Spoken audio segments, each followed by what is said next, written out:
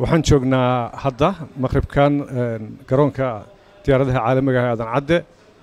waxaan sugaynaa diyaarad wadda muwaadiniin Soomaaliyeed oo ka soo qaxay dalka Suudaan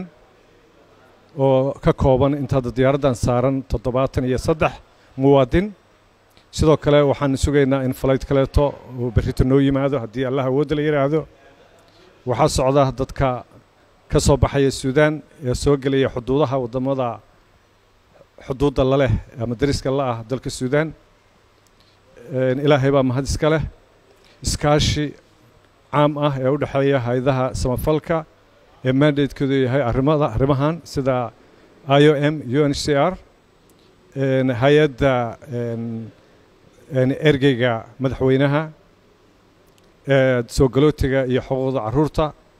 hay'adaha kaleeto ee samafalka ee dowladda federaalka ee Soomaaliya iyo ugu dambeyn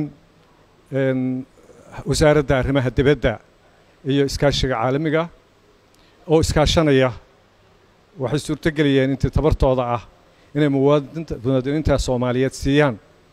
fursad ay ku soo bixi karaan guryahoodana ku iman karaan mar walba waxaan u mahadnaqaynaa cid kasta magac kasta iyo mansab kasta ay leeyihiin oo gacan ka geysatay intay doonto hal akaatee in dad Soomaaliyeed oo gargaarkeena u baahan ay wadankooda ku soo laabtaan miidiyaha oo inta badan iyo goor walbaba u taagan inay iyaguna ay faafiyaan hawshan socota baaxadeeda iyo Soomaalidu inay ogaato in dawladooda iyo dawladda saaxiibadeedba ay wada shaqaynayaan oo ay isku dayayaan inta tabartooda ah inay dadaalaan dadkaana guryahooda ku soo celiyaan iyagoo bad qaba